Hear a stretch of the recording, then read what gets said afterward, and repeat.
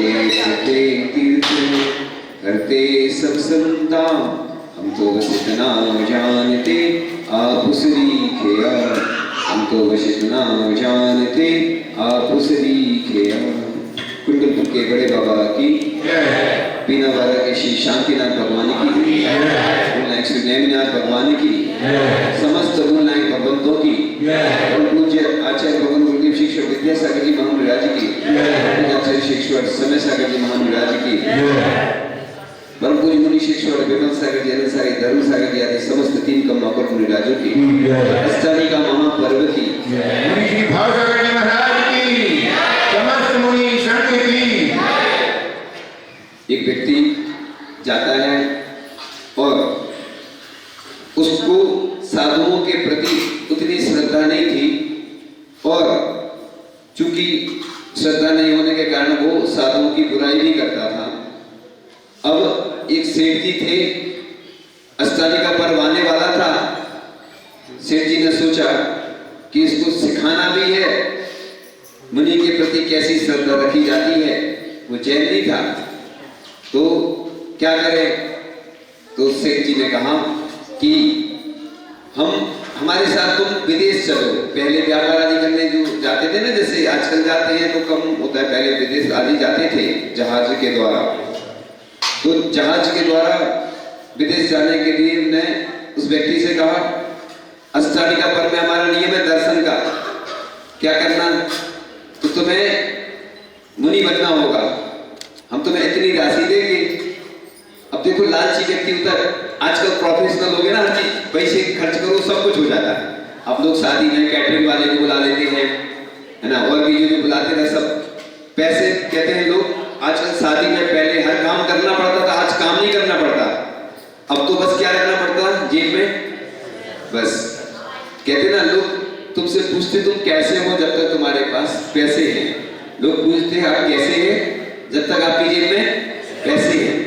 मतलब ऐसा नहीं सोच रहे कि पैसे से सब कुछ होता है, लेकिन वर्तमान का युग उसी अंधाधुंध दौर में चल रहा है, क्योंकि लोगों को जो सम्मान मिलता है उसी के कारण मिलता है।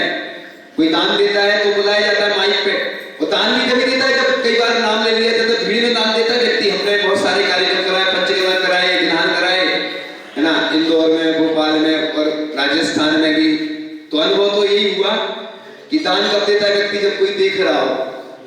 यानी गुप्त दान देने में भी तो पुण्य लगता है, नहीं लगता क्या? लगता है, लेकिन दान दिखा के ही देना चाहिए। इससे क्या फायदा होता है? क्या जैसे कोई विधान आदि होता है तो कई लोग ऐसे रख के लाते हैं, सबके सामने देते हैं, लोगों को प्रेरणा मिलती है उससे। अब लोग के गुप्त दान में ज्यादा पुण्य है, तो वास्तव तो वही है वास्तविकता। लेकिन आचार्य श्री ने प्रेरणा दी तो पिछी परिवर्तन, कलश स्थापना आदि आदि दीक्षा, है ना, भीड़ में होने लगी। तो देखा देखी ये वो पैटर्न बन गया, इसमें कोई बाधा नहीं। बुरे काम आदमी छिपकर करता है, लेकिन सुनो बच्चों को ओम बोलना नहीं। कुछ बात अच्छी चल रही है ना, सुनना है। अभी स्टोरी आने वाली है, बहुत अच्छी चल रही है ना स्टोरी। चलो, तो इसलिए अष्टानी का महापर्व में देवलोक भी जाते हैं, पूजन आदि करते हैं, अभिषेक करते हैं। सुनो उसको थोड़ा सा पीछे पीछे कर दो बच्चे। हाँ, तो देव भी जाते हैं अष्टानिका में, पूरे देश भर में, विदेश में भी विधान चल रहे हैं। एक व्यक्ति सिंगापुर में रहते हैं, प्रतिमाओं का पालन करते सिंगापुर में, 12 का जन इकट्ठा कर लेते, उधर भी वो विधान चल रहा है अष्टानिका में। ऐसा नहीं सोचना कि सिर्फ भारत में चलता है, पूरे देश में लोग व्रत उपवास करते हैं अष्टानिका में।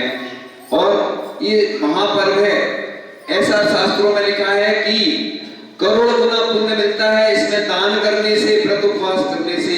अष्टानी का पर्व में लोगों ने अष्टानी का पर्व का महत्व उतना नहीं समझा। हम डरने में चले आ रहे हैं क्योंकि हमें बहुत मिल रहा है। कई ऐसे नगर हैं जहां भी रास्ते में गए, एक नगर ऐसा भी मिला, तो उस गांव में कभी कोई दिगंबर साधु ही नहीं आए, और चेनेतरों ने ऐसी अगवानी करी, ऐसा उत्साह दिखाया कि मन मंदिर बनना था, एक घर था सिर्फ जैन समाज का, लेकिन सब लोगों ने मिलकर दान दिया। मतलब जैनों ने नहीं दिया, जैनों ने दिया मतलब ऐसा नहीं करेंगे दिया, जैनों ने तो दिया, किसने? सबने। ये कहलाती है श्रद्धा आस्था। अपन लोग बस सुबह सुबह से अभिषेक कर लेते हैं, पूजन कर लेते हैं और समझ लेते हैं हम बहुत बड़े धर्मात्मा हैं, क्योंकि हम लोगों ने जैन धर्म में जन्म लिया है। लेकिन कई ऐसे भी व्यक्ति होते हैं जो जैन नहीं होकर भी बड़े बड़े ऐसे कार्य करते हैं जो प्रसिद्धि को प्राप्त हो जाते हैं, आचार्य जी के मुख से भी उनका उच्चारण हो जाता है। तो वो साधु जो बात चल रही थी सेठ जी की, अष्टानी का पर्व था, तो उन्होंने कहा मेरा नियम है कि मैं बिना मतलब दर्शन के भोजन नहीं करता हूं मैं, अब तो मैं मुनि बनना होगा और इतनी राशि मैं दूंगा। उन्होंने निश्चित कर ली। तुम लोग भी करते ना, सौदा करते हो, करते ना जमीन का, हर चीज में सौदा चलता है आजकल। पहले सौदा होता है व्यापार में, एडवांस देते उसको क्या बोलते हैं, ब्याना। तो इस प्रकार से सौदा पक्का हो गया। दुनिया में सबसे कठिन धर्म है दिगंबर मुनि बनना, क्योंकि तलवार की धार में चलना है और दिगंबर मुनि बनना सबसे कठिन है, तो अभ्यास भी करना पड़ता है। उसने पहले दिन क्या किया, सबसे पहले शुरुआत कैसे होती, केस रोज से, कहते इंटरव्यू है केस रोज दीक्षा का, क्योंकि इससे तुम्हारी क्षमता समता सबकी परीक्षा हो जाती कि केस रोज करोगे। तो हमें भी याद आ गया, दीक्षा हो रही थी 2004 में जब जबलपुर में, तो केस लॉन्च करते समय क्या हुआ, केस लॉन्च करते समय जितने मुनिराज आ रहे थे देखने को, सब कर रहे थे और हम गलती से, हम जानते नहीं थे, अनुभव नहीं था, तो खिड़की के, लेकिन समाधि मतलब मध्य प्रदेश, महाराष्ट्र और उत्तर प्रदेश और भी जो झारखंड आदि, उड़ीसा आदि भी गए, शायद कलकत्ता, जो कलकत्ता उसमें आता ना, बंगाल प्रदेशों में विहार किया, उन्होंने साधना की, तपस्या की, लेकिन अंतिम समय ऐसे प्रदेश में पहुंचे जहां पर जैन समाज कम है, लेकिन उन्होंने डोंगरगढ़ में श्वास ली और प्रधानमंत्री भी देखो अंतिम दर्शन करने आचार्य श्री के चंद्रगिरी ही पहुंच गए, जिसका पुण्य होता है, जैसा योग होता है, तो दर्शन हो जाते हैं।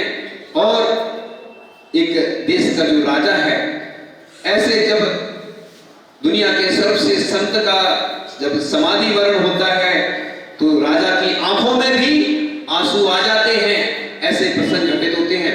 369 लगभग जो अखबारों में एक लेख आया, पहला लेख होगा ऐसा, उसमें उल्लेख किया, श्रद्धांजलि दी गई आचार्य श्री विद्यासागर जी महाराज के लिए। देश के प्रधानमंत्री ने, शायद गिनीज वर्ल्ड रिकॉर्ड होगा, मैं इसलिए बोलता हूं, ऐसी बातें बताता हूं कि इसके पहले मैंने आज तक ना सुना, ना देखा, ना पढ़ा। हो सकता है इसमें परिवर्तन भी हो सकता है, किसी इसके पहले हुआ हो, लेकिन मुझे तो नहीं मालूम ऐसी।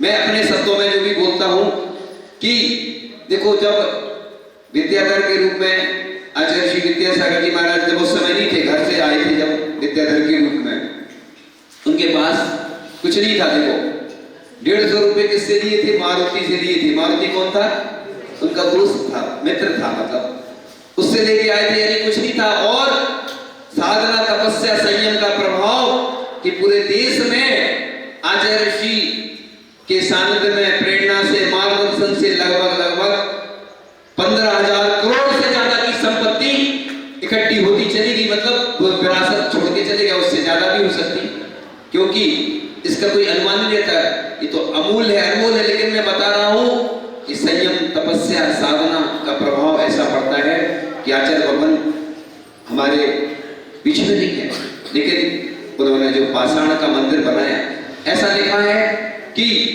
जो दान देता है उसकी यश कीर्ति पूरी दुनिया में फैलती है, और दान भगवान बनाता है, ऐसा लिखा। तीर्थंकर प्रकृति के बदले में निमित्त बनता है दान। दान से शत्रुता का नाश होता है, यानी दान देने वाले व्यक्ति की जो शत्रुता होती है वह नष्ट हो जाती है, मित्र बन जाते, सभी लोग प्रशंसा करते हैं। और दान से दुर्गति का नाश होता है, दान महान बनाता है, भगवान बनाता है, और दान के माध्यम से व्यक्ति ऊंचाइयों पर पहुंचता है पूरी दुनिया जाती है। इसलिए जिन्होंने भी जो दान दिया है, वो अगर दान देते रहते हैं तो उससे क्या होता है कि वो मंदिर जो ऊंचाई पर पहुंचता है। ऐसा लिखा है, जो शिल्पी रहता है, जब मंदिर बनता है तो जैसे जैसे मंदिर ऊपर उठता है तो वो शिल्पी भी ऊपर उठता है, ऐसा लिखा है शास्त्रों में। और लोगों ने बताया कि जो आचार्य श्री का एक बार हमें कलश लेना था चातुर्मास का, तो हमने सोचा कि कलश तो लेना है लेकिन हमारे पास कुछ है ही नहीं, क्या करें, चलो ऐसा करें जमीन बेच देने की। अपन जमीन या प्रॉपर्टी कुछ थी, वो प्रॉपर्टी जमीन कुछ भी हो सकती, प्रॉपर्टी में सब आ जाता है। प्रॉपर्टी बेच देंगे तो उसने कलश लेने की भावना करी और कलश ले भी दिया। और कलश का चमत्कार से हुआ आचार्य श्री के कि वो धीरे धीरे क्या हुआ, वो राशि उसके पास जाने कहां से आ गई, ऐसा चमत्कार हुआ और राशि भी चुक गई और जमीन भी, जो भूमि थी या जो भी प्रॉपर्टी थी, वो भी उसको बेचना नहीं पड़ी। अपने प्रवचन में कई बार बताया महादानी की कहानी।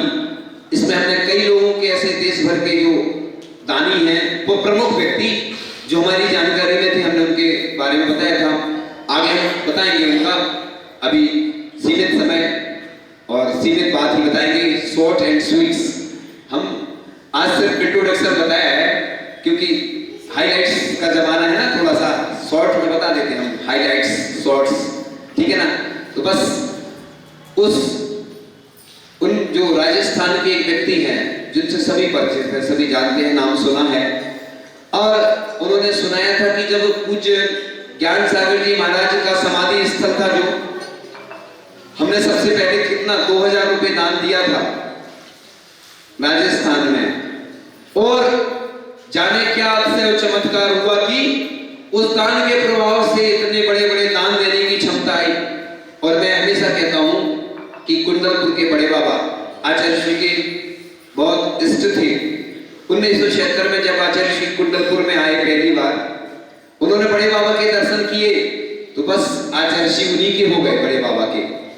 और ये मैं अपने शब्दों में बोल रहा हूं, देखो ये प्रवचन जो दे रहा हूं मैं अपनी अनुभूति और शब्द मेरे हैं, क्योंकि इसमें कुछ बदल हो सकता, फिर बदल भी हो सकता है। तो पहले अपने शब्दों में मैं आचार्य श्री की स्तुति कर रहा हूं, बड़े बाबा की स्तुति कर रहा हूं कि दो लोगों को सबसे ज्यादा प्रसिद्धि प्रदान की आचार्य श्री विद्यासागर जी महाराज। जब बड़े बाबा के यहाँ आए 1976 में, उन्होंने जैसे दर्शन किए, उनकी भावना हुई कि बड़े बाबा को मुझे ऊंचाइयों पर पहुंचाना है और बड़ा मंदिर बनाना है। जैसे उन्होंने भावना बनाई, देखो भावना बनती चली गई और आपको सब मालूम है कि बड़े बाबा कैसे बड़े मंदिर में आए, पूरी कहानी मालूम। और एक जिनकी हम सुना रहे हैं किशनगढ़ वाले व्यक्ति, उनने भी कुछ दान दिया था बड़े बाबा के यहाँ, तो बड़े बाबा ने उनको भी ऊंचाइयों पर पहुंचा दिया।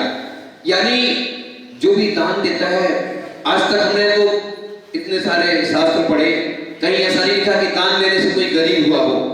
कहीं आपको मिले तो बता देना या ऐसा कुछ हुआ हो।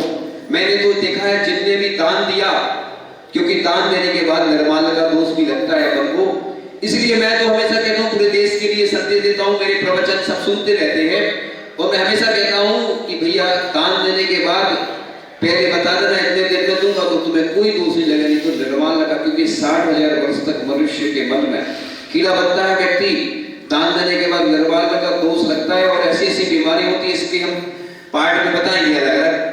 अभी तो फर्स्ट पार्ट में सिर्फ इंट्रोडक्शन है, इसलिए मैं हमेशा कहता हूं कि दान देते रहना चाहिए और दान देने में कभी कमजोरी नहीं करना, कंजूसी नहीं करना और बदलना नहीं, है ना।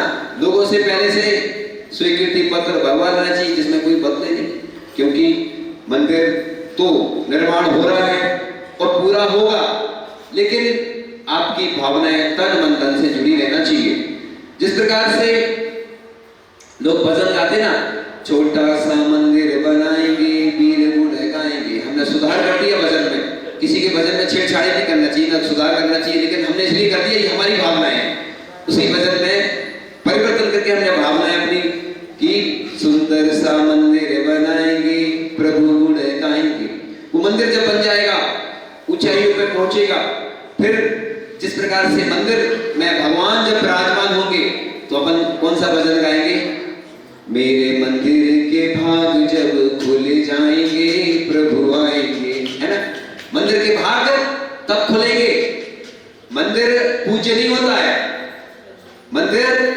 पूज्य होता है जब उसमें प्रतिमाएं विराजमान हो जाती है, कलशारोहण ध्वजारोहण हो जाता है, प्रतिमाएं वेदी की प्रतिष्ठा हो जाती है। पंच कल्याणक के माध्यम से जब प्रतिष्ठा हो जाती है तो भगवान पाषाण से परमात्मा बन जाते हैं। तो पाषाण का जिनालय अपना रूप ले चुका है, लेकिन जिनालय में जो दान देता है ऐसा लिखा है कि छोटे से बेलपत्र के बराबर, छोटी सी कुदरू के बराबर, धनिया के बराबर जो छोटी सी प्रतिमा विराजमान करता है, छोटा सा मंदिर बनाता है, उसकी महिमा का वर्णन करने के लिए कोई समर्थ नहीं है। इसलिए मंदिर में चाहे कोई छोटा दान दे चाहे कोई बड़ा दान दे, दानी तो दानी होता है। उसकी दानी की कहानी, महादानी की कहानी पुराण ग्रंथों में भी आ जाती है। जिस प्रकार से छोटा सा मेढक पाखड़ी लेके जा रहा था समोसरण में और हाथी के पैर के नीचे आ जाता, राजा श्रेणी के मरण हो जाता, तो सबसे पहले वो समोसरण में देव बन के पहुंच जाता है। ऐसे ही अपन जो भावना बनाई है और बड़े सौभाग्य से ऐसे अवसर मिले कि अब आचार्य भवन हमें मिलने वाले नहीं, लेकिन उनका सानिध्य आशीर्वाद प्राप्त हुआ। आगे भी नव आचार्य महाराज का आशीर्वाद सानिध्य प्राप्त होगा। जैसी अनुकूलता होगी वो आपको मिलेगा। अभी इस बारे में हम कुछ बोलेंगे नहीं, जैसी भावना होगी। लेकिन यहाँ पर कई बार आना जाना हुआ और सब परिचित भी हैं, चर्चित भी हैं, और इसलिए आगे की यात्रा भी है। अब यात्रा ज्यादा बची नहीं है, करीब आ गए हैं। अब तो जहां का जैसा है संयोग योग वैसा आपको प्राप्त होगा। तो इस प्रकार से जो मंदिर है, चाहे उसमें किसी ने शिखर बनवाने के लिए भावना अपनी स्वीकृति दी हो, चाहे वेदी बनाने के लिए दी हो, चाहे प्रतिमा, सब लोग सौभाग्यशाली हैं। कुंडलपुर का जब मंदिर बन रहा था तो एक व्यक्ति जो राजस्थान के जिनकी प्रसिद्धि है, उन्होंने कहा कि मैं बनाऊंगा। मैं इसलिए कुछ बातें तो बोलता हूं, जरूरी कि वो सही हो। मैं जैसी सुनी हुई बातें हैं, किंवदंती बोलते ना, जो हर जगह कोई आती ना घटना, बैलगाड़ी से भगवान आ रहे थे, किसी ने मुड़ के देख लिया, ये बोलते किंवदंती, माने कुछ लोग बोलते हैं। ऐसे हमने जो सुना वो बोल रहा हूं, सत्य है नहीं है। वैसे मैं कंफर्म करके ही बोलता हूं कई बार, लेकिन जरूरी नहीं है कि ये बात सही हो, लेकिन सुनी हुई बात है। क्योंकि हम लोगों को दोष लगता है हर बात बोलने में, इसलिए मैं जब भी बोलता हूं तो बड़े नाप तोल करके और हर बात ऐसी बोलता हूं कि जिससे पूरे देश दुनिया में वो बात जाती है तो किसी को बुरा भी नहीं लगे, किसी का नाम भी लेता हूं, क्योंकि अच्छी प्रेरणा देने में हमें बहुत प्रसन्नता होती है। क्योंकि भले ही आचार्य भगवान हमारे बीच में नहीं है, लेकिन हम उनको जब भी बोलते हैं तो उनको हृदय में विराजमान कर लेते हैं। वो हृदय के देवता हैं और हृदय के देवता के प्रतीक चिन्ह हर घर में विराजमान होना चाहिए। चरण चिन्ह तो मंदिर में, संस्थाओं में, गौशालाओं में विराजमान होंगे आचार्य जी के जो वास्तविक, लेकिन आचार्य जी के चरण चिन्ह भी, क्योंकि वो एनर्जी देने वाले हैं। और जब लोग देखते हैं ना, हमारे पास रखे रहते हैं, तो लोग देखते हैं, कहते हैं हमें चाहिए। बिल्कुल बहुत सुंदर। और हमने देखा है खुद कि बस मैं तो यही सोचता हूँ, मेरे गुरु तो यही है। जिस प्रकार से वो आता ना उदाहरण गुरु और शिष्य वाला, द्रोणाचार्य वाला, कि उसको विद्या सीखना थी और विद्या सीखना थी तो उसने उसे निवेदन किया एक शिष्य ने, तो दूसरे शिष्य ने भी निवेदन कर दिया मुझे भी विद्या सीखनी है। गुरु ने मना कर दिया कि कहीं ये विद्या का दुरुपयोग ना करे, तो बस उसने भी मना कर दिया, गुरु ने मना कर दिया उसके शिष्य को। उसने गुरु की प्रतिमा बनाई, क्या बनाई? मिट्टी की प्रतिमा बनाई और एक वेदी पर विराजमान कर दी और धनुर्विद्या का वो अभ्यास करने लगा कि मेरे गुरु तो साक्षात यही है।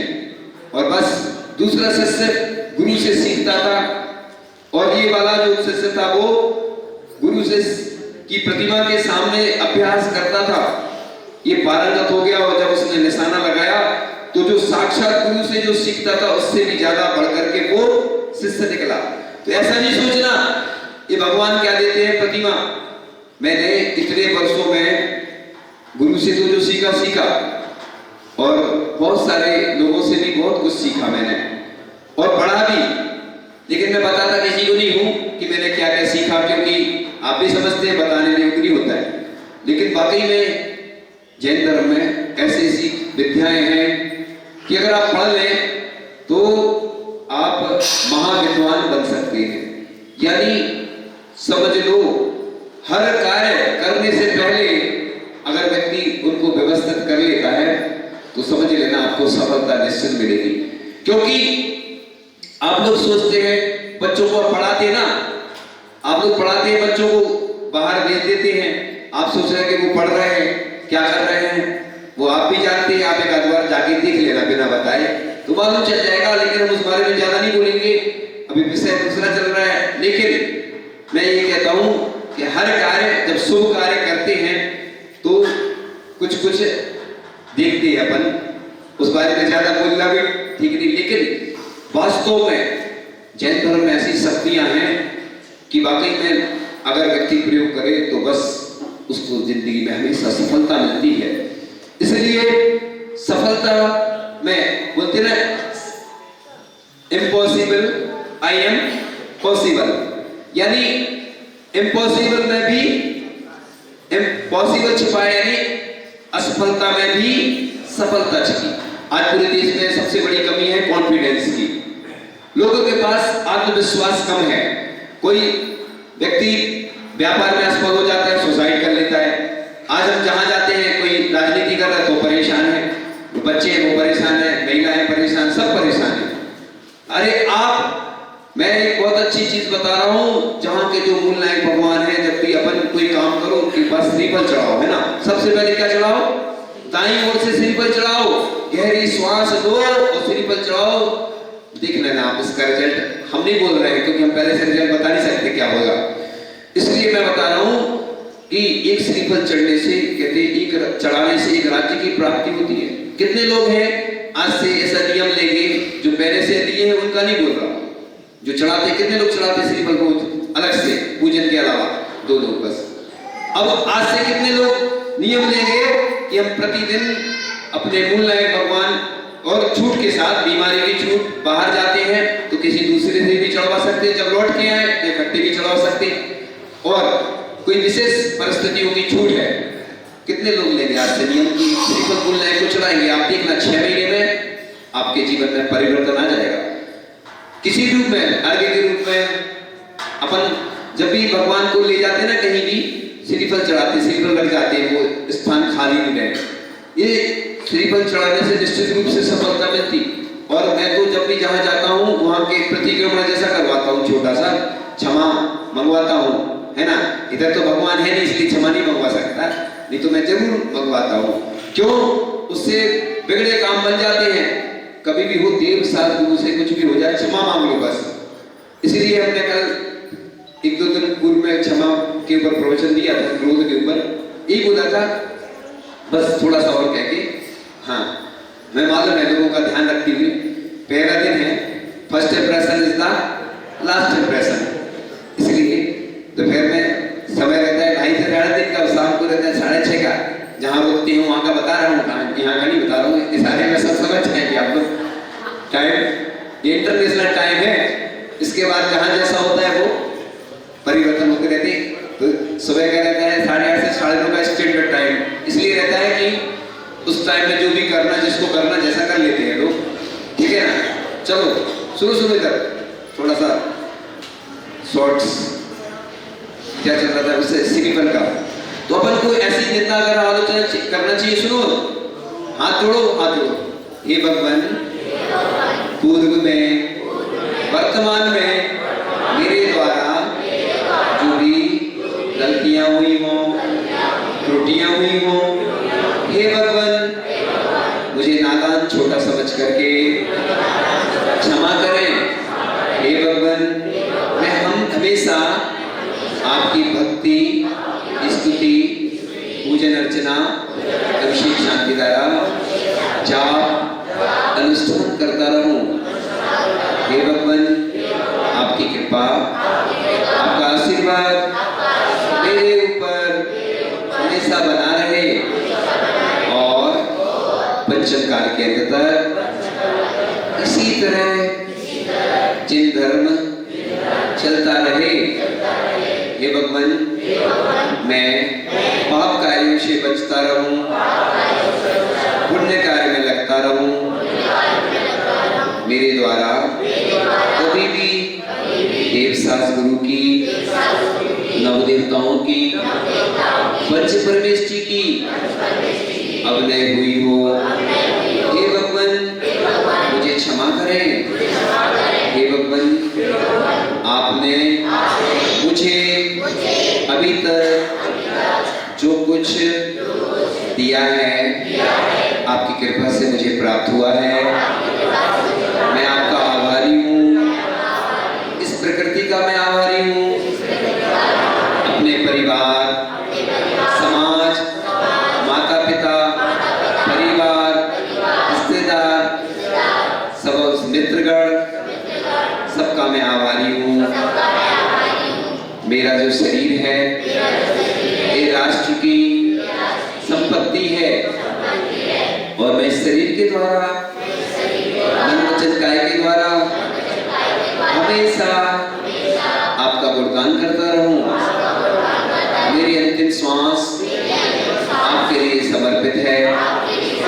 जब भी मेरा अंतिम श्वास निकले भगवान, मेरे कंठ में आपका नाम ही रहे।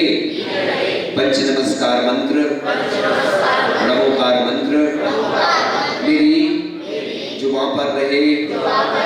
भले ही मैं उच्चारण नहीं कर सकूं तो भी मेरे मुख से नमोकार मंत्र ही निकले। हे भगवान, मैं अपनी निंदा करता, आलोचना करता हूँ और मैं प्रतिक्रमण करता हूँ और ऐसी भावना करता हूँ। हे भगवान, देवसास गुरु हमेशा ऊंचाइयों पर पहुंचे और मेरे द्वारा इस जिन शासन की प्रभावना होती रहे, परोपकार के कार्य होते रहे।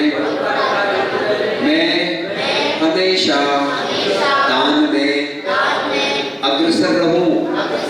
मेरी जितनी क्षमता है उससे भी बढ़कर के मैं सभी कार्य करता रहूं। हे भगवान, अनंत अनंत बार नमोस्तु। जितने भी गरीब हैं उनकी गरीबी दूर हो, जितने भी विश्व में रोगी हैं उनके कष्ट दूर हो, उनको औषधि की प्राप्ति हो। इन्हीं भावनाओं से मैं आपके चरणों में अनंत अनंत बार नमोस्तु करता हूँ भगवान। हे भगवान, नमोस्तु नमोस्तु नमोस्तु। ऐसी भावनाएं प्रतिदिन भाने से पुण्य बढ़ता है और तीर्थंकर प्रकृति के बंधन में ही कारण बनता है। तो अष्टमी का पर्व में आप लोग अच्छे से व्रत उपवास करें और जो व्रत उपवास कर रहे हैं, जो नहीं कर पा रहे हैं, जो व्रत उपवास कर रहे हैं, उनकी वैयाव्रती आदि करके भी पुण्य कमा सकते हैं। घर में, परिवार में, समाज में जो भी ऐसे व्यक्ति रहते हैं उनका उत्साह बढ़ता है। आचार्य बोलते थे कि वैयाव्रती करने से वात्सल्य बढ़ता है। इसलिए आप लोग अच्छे से एक दूसरे से क्षमा मांग लो। सबसे आज क्षमा वाणी हो गई है, हाँ मांग लो एक दूसरे। ओम नमः, सबसे क्षमा, सबको क्षमा, सुखी रहे सभी आत्मा, सभी बने परमात्मा। सबसे एक दूसरे से यहीं से बैठे बैठे मांग लो क्षमा, है ना। सब ऐसा नहीं है कि क्षमा वाणी सिर्फ वो तो दर्रे में चली आ रही है कि बस में, शास्त्रों में कहीं नहीं लिखा। सुनो, शास्त्रों में क्षमा वाणी लिखा, उत्तम क्षमा लिखा है। बस धर्म होता है उत्तम क्षमा, क्षमा वाणी लिखी। ये तो क्षमा वाणी अपन सुनो मनाते आ रहे हैं वर्ष में एक बार, लेकिन 3 बार पर्यूषण आते 10 लक्षण, तो 3 बार क्षमा वाणी मनाना चाहिए। लेकिन कहीं सुधार नहीं हुआ, ना किसी ने किया, इसलिए अपन तो प्रतिदिन मुनिराज सुनो, बस 2 मिनट की बात और पूर्ण हो गया विषय। बस वो कहानी चल रही थी ना, पूरी कर देते हैं। तो जो मुनिराज बने थे तो उसने फिर पैसे बढ़ाते गए वो, और बाद में मतलब उसको समझ में आ गया उस व्यक्ति को कि वास्तव में जैन धर्म सच्चा है। कहते हैं ना, सुनो ओम ओम ओम, इधर सुनो, इधर क्या हो गया, सुन लो थोड़ा सा बचा, बस हो गया पूरा। हम टाइम का बहुत ध्यान रखते हैं, टाइम से शुरू करते हैं, टाइम पे पूर्ण करते हैं। वैसे तो हमारा टाइम आज का बचा है शेष, लेकिन आज पहला दिन है, पहले से हो गया था शुरू, इसलिए इंटरनेशनल टाइम चलता है अपना, उसको ध्यान में रखते हुए जो टाइम रहता है, जो देते हैं ना, वही टाइम चलता है। इसलिए चलो, तो वो व्यक्ति, उसको समझ में आया कि जैन धर्म कितना कठिन है और उसने जैन धर्म को स्वीकार कर लिया। इसलिए अपन सभी राग देश भुला करके अपन को हर कार्य में अपना योगदान देना है और सबको मिलकर के इस जैन धर्म की प्रभावना में सबका सहयोग मिलेगा तो सबका कल्याण होगा, सभी भगवान बने। इन्हीं भावनाओं के साथ परम पूज्याचार्य भगवान गुरुदेव श्री ईश्वर विद्यासागर जी महाराज की, परम पूज्याचार्य श्री ईश्वर समय सागर जी महाराज की, परम पूज्य मुनि श्री धर्म सागर जी महाराज की, अष्टालिका महापर्व की। जिनवाणी के ज्ञान ते सुचे पुकारो, शोभानी मस्तक नमो सदा देत हूँ तो, हे जिनवाणी वाणी तो ये जपो दिल में, जो तेरी सराह है सो पावे सुचे, देव जो अरिहंत को गुरुषे मार्गन, व्याधन पादो शदा यही मोक्ष का। आचार्य गुरु शिष्य विद्यासागर जी महाराज की 9 बार नमोकार। ओम नमः सतेभ्यः, ओम नमः सतेभ्यः।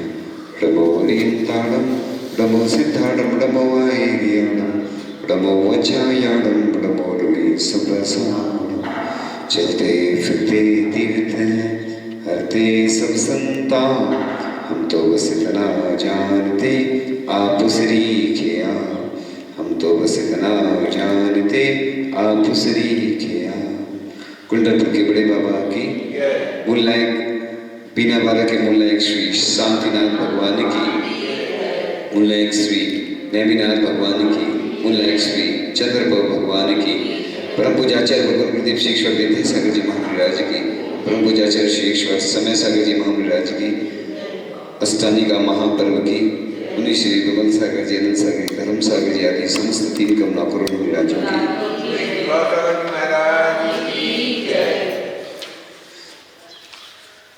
भक्ति के माध्यम से कर्म नष्ट होते हैं।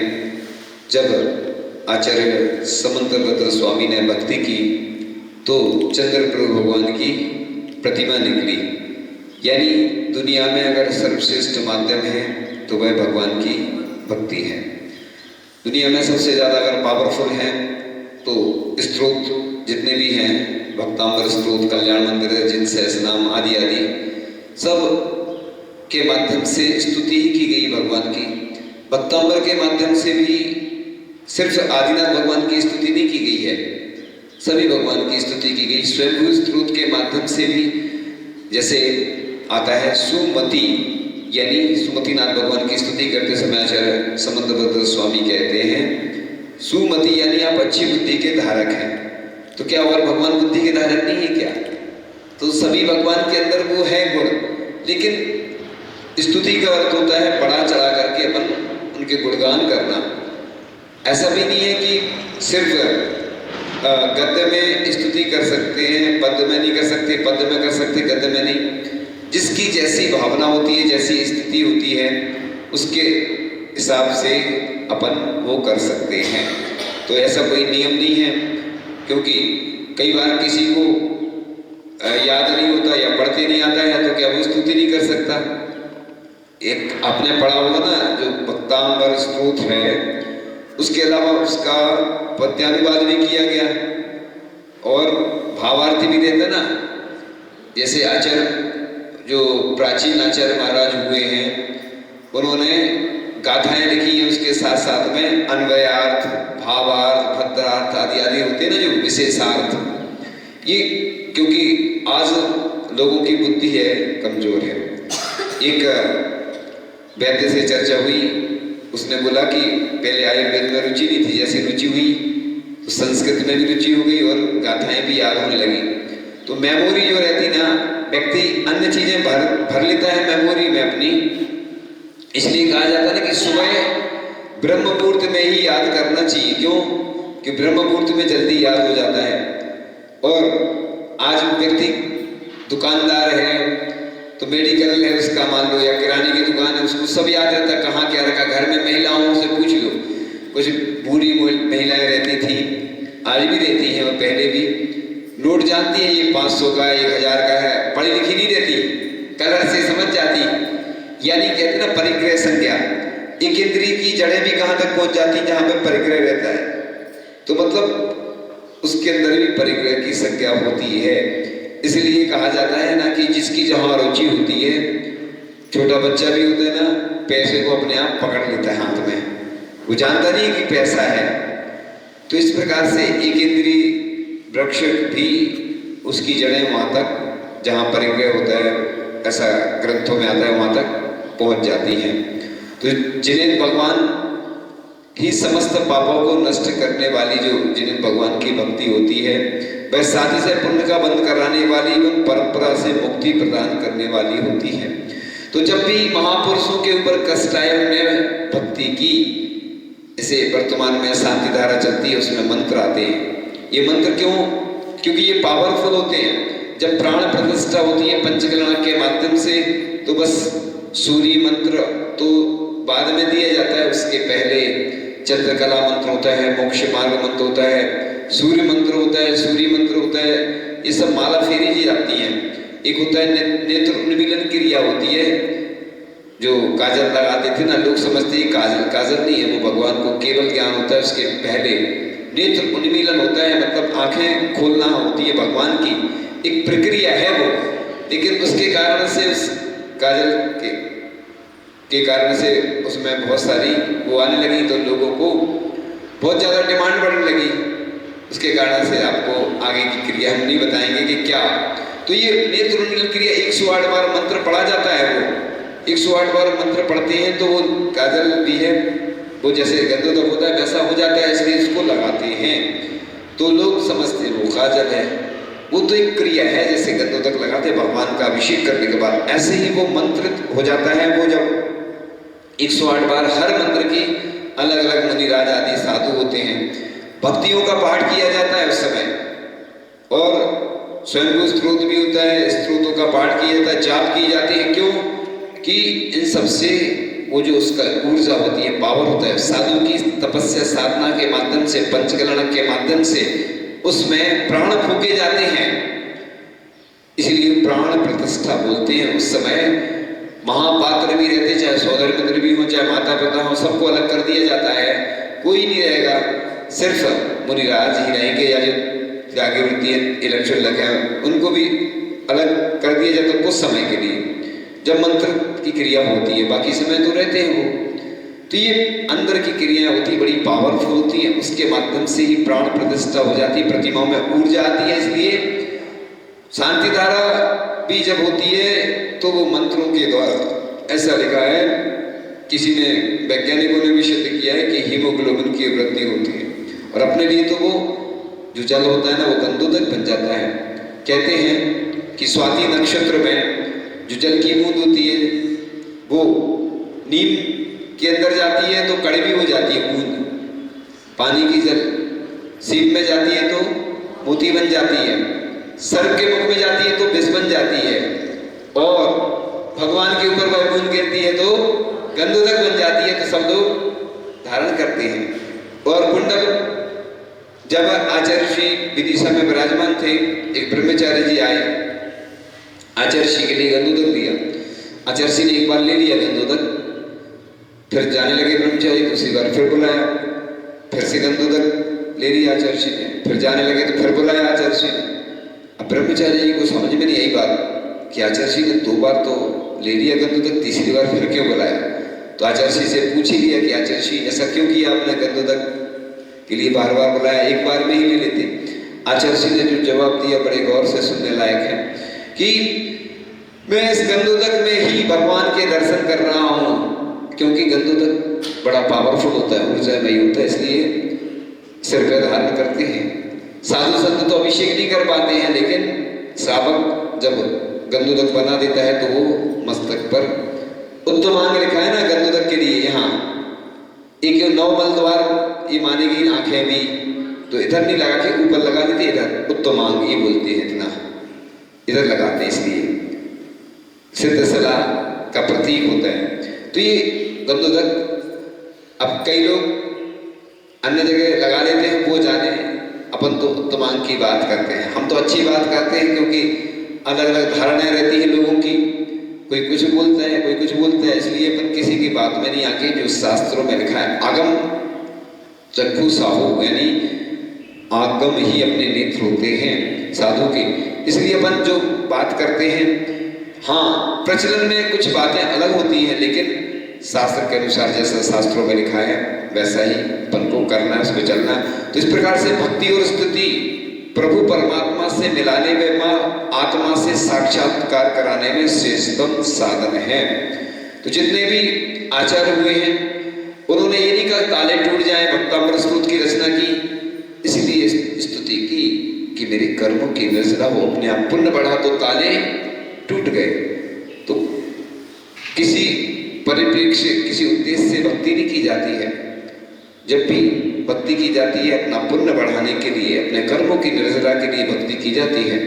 चाहे वह साधु परमेष्ठी हो, चाहे आचार्य परमेष्ठी हो, चाहे श्रावक हो, चाहे त्यागी वृत्ति हो, चाहे ब्रह्मचारी हो, ब्रह्मचारिणी हो, इलक्षुल्लक आदि हो, सब भक्ति ही करते हैं, किसी निमित्त से नहीं करते हैं।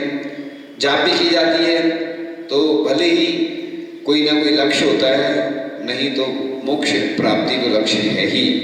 इसलिए ये मंत्र बड़े पावरफुल होते हैं, इसके साथ साथ स्त्रोत भी बड़े पावरफुल होते हैं, शांति धारा पावरफुल होती है, क्योंकि इनसे ऊर्जा का निर्माण होता है। वही ऊर्जा हमें पॉजिटिव ऊर्जा देती है, उसके माध्यम से ही काम होते हैं। किसी ने बताया कि डॉक्टर होते हैं, वैद्य होते हैं, उनकी जो ड्रेस होती है वो सफेद होती है।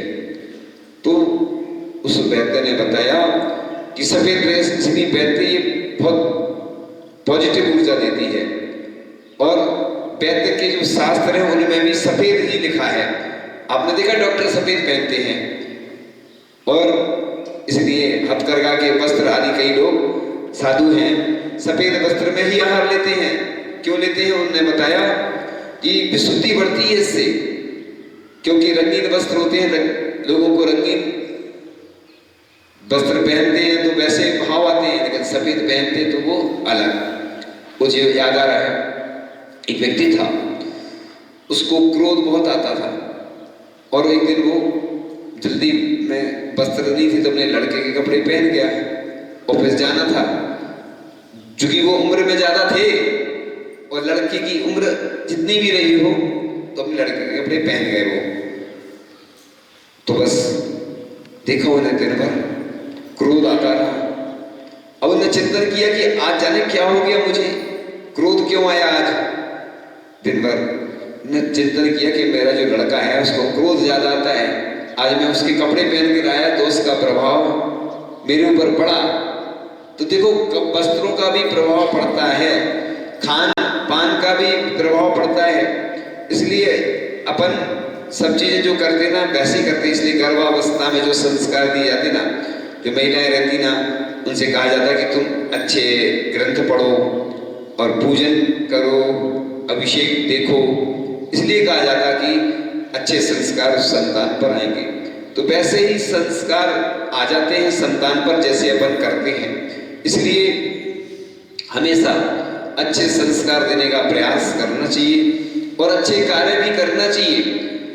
अब आजकल क्या होता है, टाइम रहता है तो टीवी मोबाइल आदि और भी ऐसे कार्य होते हैं, इसलिए संस्कार वैसे ही पड़ते हैं। आपको सब ज्ञात है कि अभिमन्यु के ऊपर किस प्रकार से क्या संस्कार पड़े थे।